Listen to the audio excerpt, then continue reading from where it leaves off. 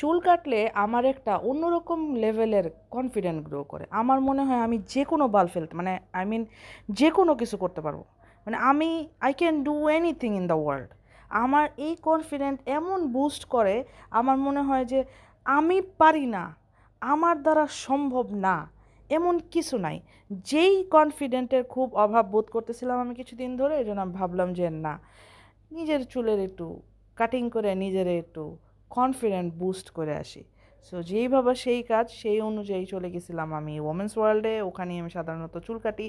এটা আমার বান্ধবী শারমিনের ইয়ে করা। আর আমি চুল কাটছি হচ্ছে বাটারফ্লাই কাট। আমি তো একটা বাটারফ্লাই, তো এই জন্য আমি বাটারফ্লাই হেয়ার কাট করেছি। আমাকে একদম বাটারফ্লাইয়ের মতো লাগতেছে। এই পাশ থেকে আমার একটা চুল পেকে গেছে, ওই চুল পাকা নিয়ে আমি মোটেও বদার না, কজ পাকতেই পারে। আমার মাথায় অনেক টেনশন, আমি অনেক কিছু নিয়ে ভাবি। পৃথিবীর ইকোনমিক্স নিয়ে আমার অনেক চিন্তা ভাবনা, আমার নিজের ইকোনমিক্স থাকুক মোচে না থাকুক, দুনিয়ার ইকোনমিক্স নিয়ে তো আমি ভাবতেছি, তাই না? আর এরপরে ওই ইকোনমিক্সের আরেকটু মারা দিতে চলে গেছিলাম হচ্ছে, আমি সরি ফর মাই ল্যাঙ্গুয়েজ, গিয়েছিলাম মিরপুর 1-এ। ওখানে গিয়ে এই যে এই মোমোটা ট্রাই করলাম, পৃথিবীর সবচেয়ে জঘন্য momo I have ever tried. এই মোমো কোথায় খাইছি এটা বলবো না, কারণ দরকার নাই মানুষের ব্যবসা নষ্ট করার।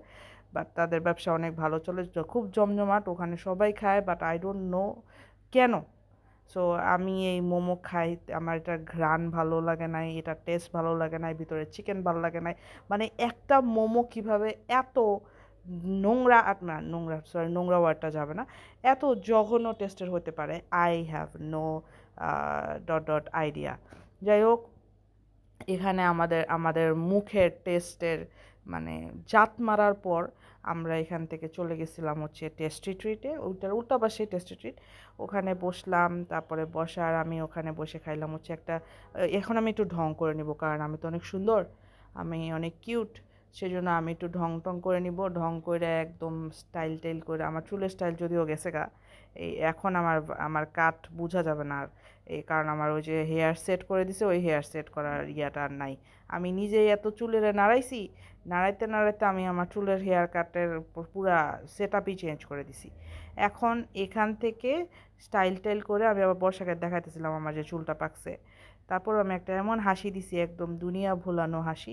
এরপর আমরা খাইলাম হচ্ছে একটা চিকেন পাই, আর ওইটা হচ্ছে কোরিয়ান কি একটা কি জানি নাম ছিল, ভুলে গেছি, এটা বিফের ছিল। আর এটা হচ্ছে গিয়ে ওদের এখন নতুন কফি আনছে, কি ক্যাপুচিনো, জানি না। যাই হোক, এই পেস্ট্রিটা একদম ড্রাই, মজা লাগে নাই। Anyways, it was good.